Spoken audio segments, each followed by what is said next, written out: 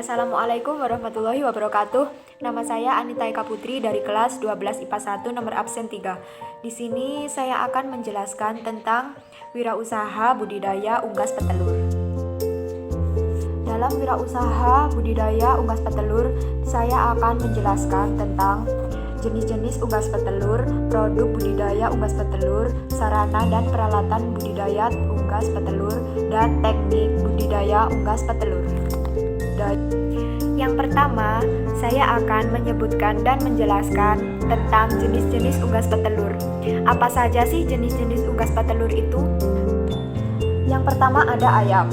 Ayam adalah unggas petelur yang umum dibudidayakan karena permintaan dan kebutuhan masyarakat terhadap telur ayam yang tinggi. Telur ayam yang paling umum dikonsumsi oleh masyarakat. Berdasarkan warna kulitnya, telur ayam terdiri atas telur putih atau coklat. Ayam petelur terdiri atas dua jenis, yaitu ayam petelur ringan dan ayam petelur medium. Yang kedua yaitu itik. Itik merupakan unggas yang hidup di air. Itik memiliki badan kecil dan ramping, serta dapat bergerak lincah. Telur itik memiliki kandungan nutrisi dan ukuran yang mirip dengan telur ayam, sehingga sering dijadikan alternatif pengganti telur ayam. Yang ketiga, ada entok atau bebek. Bebek merupakan unggas air yang memiliki badan lebih gemuk dan bergerak lebih lamban dibandingkan dengan itik. Telur entok mirip dengan telur itik. Yang keempat, yaitu angsa. Angsa merupakan unggas air yang memiliki badan lebih tinggi dan besar, serta bulu berwarna putih. Angsa memiliki leher yang lebih panjang dibandingkan dengan bebek, itik, dan ayam. Budidaya angsa sebagai petelur tidak sebanyak itik dan bebek. Telur angsa berukuran sangat besar, bahkan bisa mencapai 3 kali ukuran telur ayam. Yang kelima atau yang terakhir yaitu burung puyuh. Burung puyuh merupakan salah satu jenis burung yang banyak diternakkan untuk komersial. Burung puyuh memiliki bulu yang berwarna coklat, bercak-bercak hitam putih. Burung puyuh terlihat pendek dan gemuk.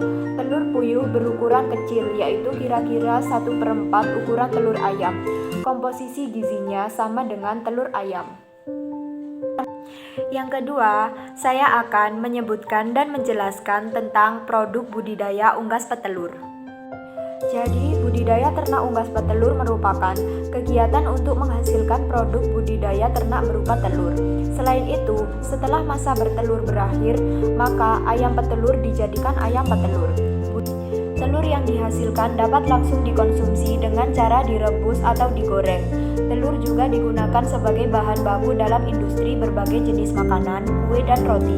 Selain itu, telur juga bisa diolah menjadi produk dengan nilai jual yang lebih tinggi seperti telur asin, yaitu telur itik atau bebek yang diasinkan.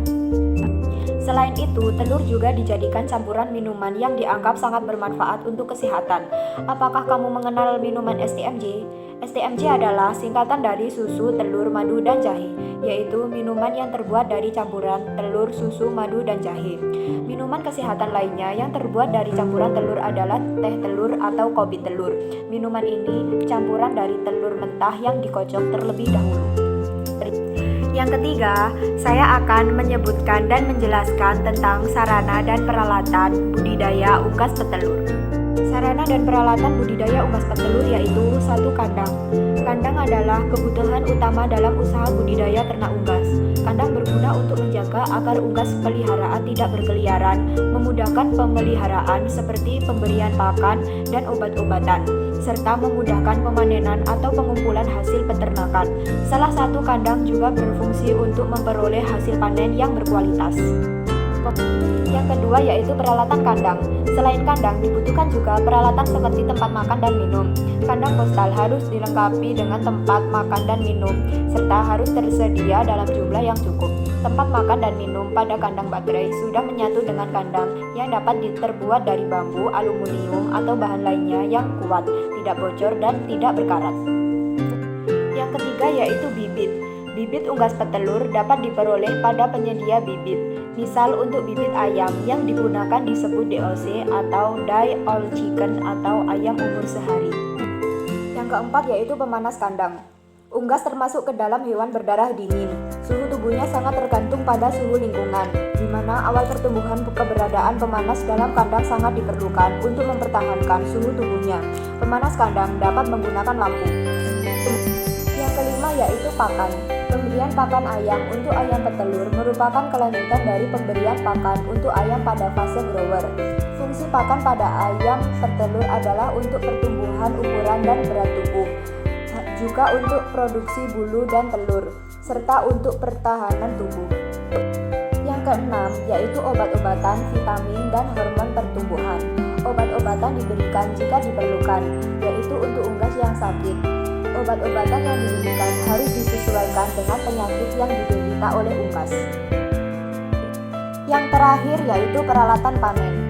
Untuk mempermudah dan mempercepat panen, di samping itu, peralatan panen juga dapat digunakan untuk mencegah telur yang dihasilkan supaya tidak pecah dan rusak. Peralatan panen yang paling umum adalah wadah untuk mengumpulkan telur yang telah dipanen, seperti ember, baskom, dan keranjang. Yang keempat, saya akan menyebutkan dan menjelaskan tentang teknik budidaya unggas petelur. Teknik budidaya unggas petelur yang pertama yaitu penyediaan kandang. Kandang dapat dibuat dari bahan-bahan sederhana yang penting dapat mencegah ternak keluar dan dapat melindungi dari hujan dan panas.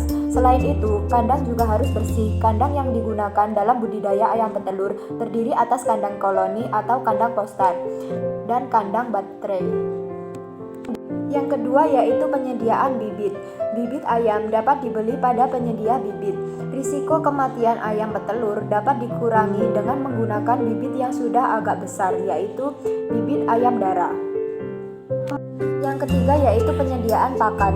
Pakan ayam siap pakai sudah tersedia di toko-toko pakan. Pakan untuk budidaya ayam petelur bisa menggunakan pelet, tetapi untuk menghemat biaya pakan, Anda dapat membuat pakan alternatif berbahan dedek, jagung, bugil, dan tepung tulang, atau bahan pangan lainnya yang terdapat di wilayah tempat tinggal. Yang keempat yaitu pemeliharaan. Kegiatan pemeliharaan unggas telur terdiri atas pemberian pakan, minum, dan pengendalian hama atau penyakit. Yang kelima yaitu panen. Hasil yang dipanen dari ayam petelur adalah telur ayam. Telur dipanen 3 kali dalam sehari agar kerusakan telur yang disebabkan oleh virus dapat terhindar. Pengambilan pertama pukul 10-11, pengambilan kedua pukul 13-14, dan pengambilan ketiga pukul 15-16. Yang keenam atau yang terakhir yaitu pasca panen. Kegiatan pasca panen unggas petelur meliputi penyortiran dan pembersihan telur. Telur yang telah dikumpulkan langsung disortirkan berdasarkan ukuran dan bentuknya, yaitu telur normal dan abnormal.